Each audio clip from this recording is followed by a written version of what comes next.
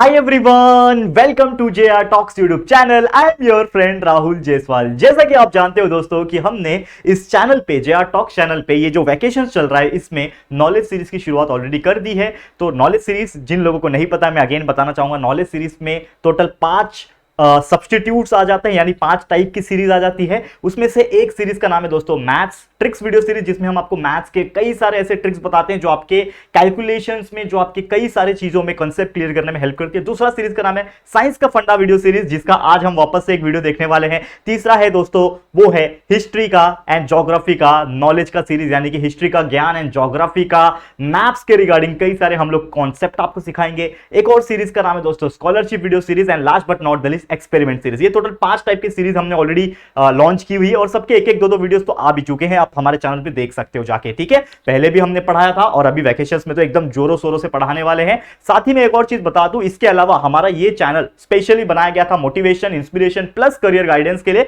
तो वो कंटेंट्स तो पहले से प्रेजेंट है। समझ लो कि आपको जो भी बनना है, आप 10th स्टैंडर्ड के स्टूडेंट थे, आपने बोर्ड एग्जाम दे दिया, अब आपको कंफ्यूजन हो रहा है साइंस कॉमर्स आर्ट्स क्या सिलेक्ट करें, मुझे आईएएस बनना है कैसे बनूं, आईआईटी में जाना है कैसे जाऊं, ठीक है ना, यूपीएससी क्लियर करना है कैसे करूं, पायलट बनना है, चार्टर्ड अकाउंटेंट बनना है, इंजीनियर बनना है, डॉक्टर बनना है, जो भी चीज, आर्मी नेवी एयरफोर्स, हर एक चीज के रिगार्डिंग हमारे चैनल के ऊपर हमने वीडियोस डाल रखे हैं। मैं बात कर रहा हूं JR टॉक्स, ये चैनल आप लोग देख रहे हो, वीडियो सेक्शन में जाके एक बार स्क्रॉल कर लेना, कई सारी चीजें आपको देखने मिल जाएंगे। आज एक और बेहतरीन वीडियो साइंस का फंडा वीडियो सीरीज का, जिसमें बताने वाला हूं how to calculate the velocity of sound wave.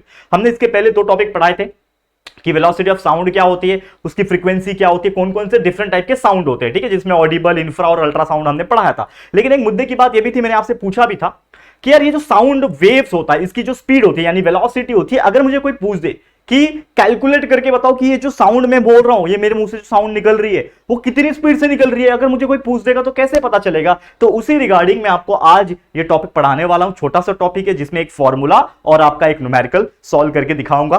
ध्यान से देखना, अगर आप इंटरेस्टेड हो साइंस में, साउंड में, ये सब चीज में, तो आपको ये वीडियो बहुत मजेदार लगने वाला है। तो बस वीडियो को एंड तक देख लेना। चलिए शुरुआत करते हैं। तो सबसे पहले अगेन ऑलरेडी ये चीज मैं पढ़ा चुका हूं, लेकिन फिर भी दोबारा से बोलना चाहूंगा कि हमारा वेलोसिटी ऑफ साउंड, जब भी साउंड होता है, साउंड कहीं भी किसी भी सोर्स से निकले, किसके वजह से निकलता है, वाइब्रेशन की वजह से निकलता है। जहां जहां वाइब्रेशन हो रहा है वहां से एक साउंड क्रिएट होगा। अब साउंड जब क्रिएट होता है तो हमेशा वो साउंड वेव्स के फॉर्म में क्रिएट होता है। Sound always creates in the form of waves, तो वो वेव्स के फॉर्म में क्रिएट होता है। एंड जब वेव्स के फॉर्म में क्रिएट हो रहा होगा तो वो ट्रैवल भी कर रहा होगा, यानी एक जगह से दूसरी जगह जा रहा होगा। और कोई भी चीज एक जगह से दूसरी जगह जाती है तो एक पर्टिकुलर स्पीड से जाती है। यानी कि अगर मैं कुछ बोल रहा हूं, आप लोग को सुनाई दे रहा है, मेरे आसपास के कुछ लोग होंगे उनको सुनाई दे रहा है, तो कहीं ना कहीं ये जो साउंड मेरे मुंह से निकल रहा है या फिर कहीं से भी निकल रहा है वो एक स्पीड से जा रहा होगा। तो what is the formula for calculating the velocity of sound? तो बेसिक तौर पे वेलोसिटी ऑफ साउंड का एक फॉर्मूला होता है जो कि होता है दोस्तों वेवलेंथ मल्टीप्लाई बाय फ्रीक्वेंसी। अगर कोई भी साउंड का जो वेवलेंथ होता है, ठीक है,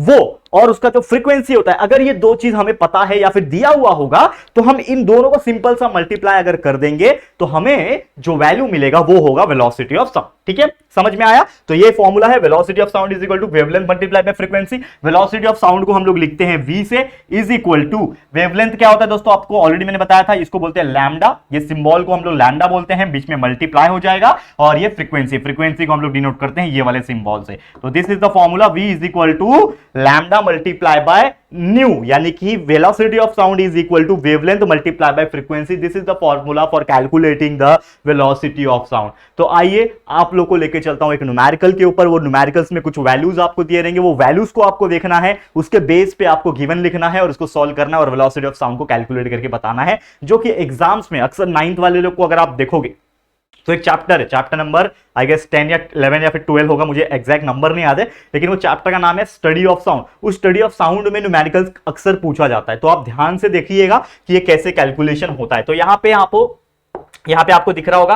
that is the numerical calculate. क्या बोल रहा है? Calculate the velocity of sound. Clearly बोल के रखा है और पूछ रहा है हमें कि आपको क्या निकालना है, वेलोसिटी ऑफ साउंड को कैलकुलेट करना है। इफ, यहां पे हम लोग को क्या बोल रहा है, इफ वेवलेंथ इज 25 सेंटीमीटर। तो आपको मैं हमेशा से बोलता आ रहा हूं और अभी भी आपको मैं बोल रहा हूं अगेन, कभी भी कोई न्यूमेरिकल दिया होता है तो सबसे पहले आपको लिखना होता है गिवन, मतलब क्या क्या चीज हमें दी हुई है। तो यहां पे गिवन लिखा जाता है। तो क्या चीज दी हुई है, हमें बोल रहा है कि वेवलेंथ जो है वो 25 सेंटीमीटर का है। तो वेवलेंथ किससे डिनोट किया जाता है, लैम्डा सिंबल से डिनोट किया जाता है। तो लैम्डा इज इक्वल टू कितना, 25 सेंटीमीटर। और एक और चीज मैं बता दूं, हमेशा जो लैम्डा यानी कि जो वेवलेंथ होता है साउंड वेव्स के केस में, वो हमेशा मीटर में लिखना होता है। तो ये 25 सेंटीमीटर दिया है। तो आप एक चीज तो जानते हो ना, 1 मीटर में 100 सेंटीमीटर होते हैं। 1 मीटर में कितने होते हैं दोस्तों? 100 सेंटीमीटर होते हैं, ये आप जानते हो, ठीक है। अब मुझे 25 सेंटीमीटर को मीटर में लिखना है, मतलब मुझे क्या करना पड़ेगा? इस 25 को डिवाइड बाय 100 लिखना पड़ेगा, तभी तो होगा ना, क्योंकि 1 मीटर में 100 सेंटीमीटर होते हैं। तो 25 सेंटीमीटर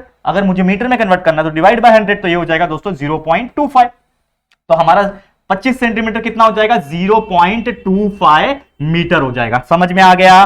क्लियर हो गया यहां तक? ये चीज समझ में आ गया। अब ध्यान से देखना, lambda is equal to 25 centimetre तो समझ में आ गया, इज इक्वल टू 0.25 मीटर भी समझ में आ गया। ये हमारा लैम्डा दिया है। दूसरा चीज क्या दिया है? फ्रीक्वेंसी दी हुई है।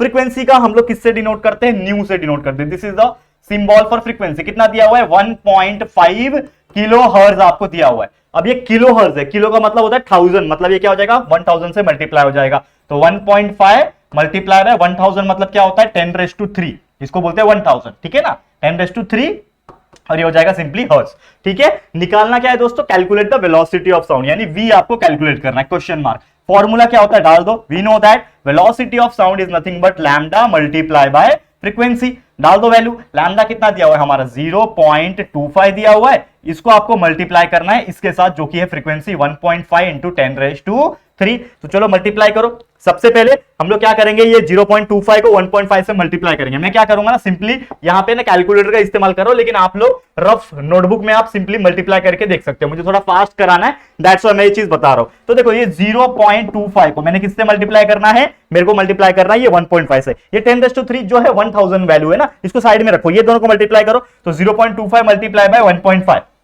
क्या आया आंसर? 0.375। तो 0.375 मल्टीप्लाई बाय 10⁻3। और जैसे मैंने बोला कि 10⁻3 का मतलब होता है 1000, मतलब इस वैल्यू को अगर मैं 1000 से मल्टीप्लाई कर दूं तो आपका आंसर कितना आ रहा है? 375। यानी कि फाइनल हमारा आंसर कितना आया? Velocity of sound is nothing but 375। और यूनिट क्या होता है? वेलोसिटी मीटर पर सेकेंड, ये इसका यूनिट होता है। तो 375 मीटर पर second, this is the final answer. यह आ गया आपका आंसर। तो यानी कि कभी भी आपको कोई क्वेश्चन पूछता है, ध्यान से देखना, कभी भी आपको कोई क्वेश्चन पूछता है और आपको ये दिया रहेगा, फ्रीक्वेंसी दिया रहेगा, वेवलेंथ दिया रहेगा और वेलोसिटी ऑफ साउंड पूछेगा, तो इस तरीके से आप कैलकुलेट कर सकते हो। कभी कभी उल्टा भी होता है, आपको वेलोसिटी ऑफ साउंड का वैल्यू दिया रहेगा, वेवलेंथ दिया रहेगा और फ्रीक्वेंसी पूछ लेगा। तो अगर आपको फॉर्मूला ये वाला पता है, that is velocity is equal to wavelength multiply by frequency पता है, तो चाहे तीनों में से कोई भी एक चीज नहीं भी दिया है तो आप उसको कैलकुलेट कर सकते हो, है कि नहीं? समझ में आ गया पूरा कॉन्सेप्ट? तो यही है पूरा concept velocity of sound, frequency and wavelength का। इसके बेस पे कई सारे न्यूमेरिकल्स और कई सारे टॉपिक्स पूछे जाते हैं एग्जाम में, तो इसको अच्छी तरीके से प्रिपेयर कर लेना और कॉम्पिटिटिव एग्जाम्स के लिए आपको अच्छी तरीके से तैयारी भी हो जाएगी